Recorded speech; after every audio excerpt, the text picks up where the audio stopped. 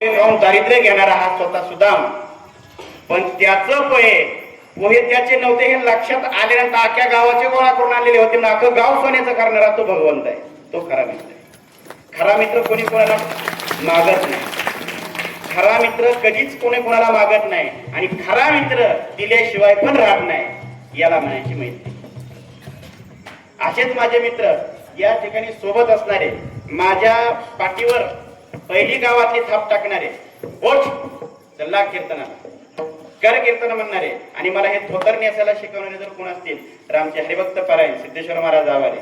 मी त्यांना सिद्धू मामा या नावानं बोलतो, कारण संप्रदाय जर वाढवायचा असेल, आम्हा करणे हेची काम, बीज वाढवावे नाम, धर्माचे पालन करणे, पाखंड खंडन, पाखंडी लोकांच्या वृत्तीचं जर खंडन करून जर या संप्रदायाचं जर बीज आणि ही परंपरा पुढे चालवायची असेल आणि आपल्या गावाचं गाव पण जर टिकवायचं असेल तर आपल्या गावात आज जशी ही मुलं संस्थेतली इथं उभं राहिलेत ना, एक दिवस गावातली मुलं उभं राहिली पाहिजे.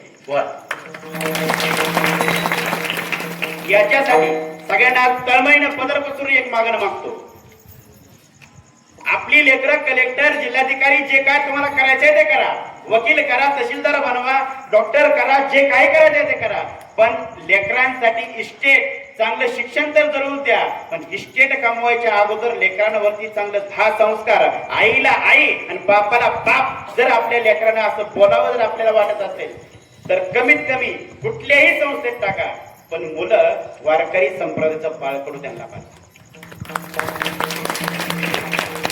अवस्था आहे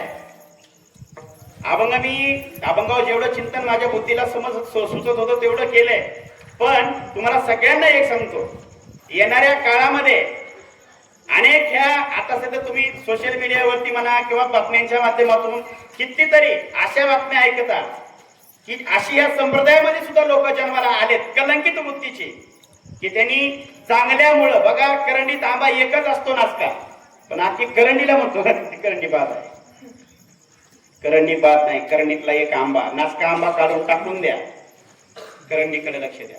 सगळ्यांनी आपली करंडी, आपल्या मुलांची करंडी, स्वतःची कुरवंडी वाळवून आपण प्रत्येकाला इथं बसलेलं वाटतं माझ्यावरती दिवस आला ती माझ्या पोराच्या वाट्याला येऊ नये. जर ते दिवस जर तुम्हाला येऊ नये असं वाटत असेल तर आपल्या मुलांना चांगले संस्कार, चांगलं शिक्षण, वारकरी संप्रदायाचं बाळकडू द्या. त्याच्यासाठी आताच महाराज यांनी आता या ठिकाणी एक सांगितलं की असं आपल्या सासुरेच्या इथं एका ठिकाणी ज्ञानार्जन वारकरी शिक्षण संस्था अशा ग्रामीण भागामध्ये ओपन करणं. बघा, ज्या माणसानं येडशी असेल, आळंदी असेल, इथं जाऊन स्वतः मधुकरी मागून कष्टानं ज्यांनी स्वतः पकवाजावरती कमांड केली आणि आज गेली आठवडाभर आपण बघतोय, आज ओम महाराज असतील, या तुमचं नाव काय महाराज? निरंजन. आणि तुमचं महाराज? सुमित महाराज असतील. या सगळ्या विद्यार्थ्यांसाठी एकदा जोरदार टाळ्या.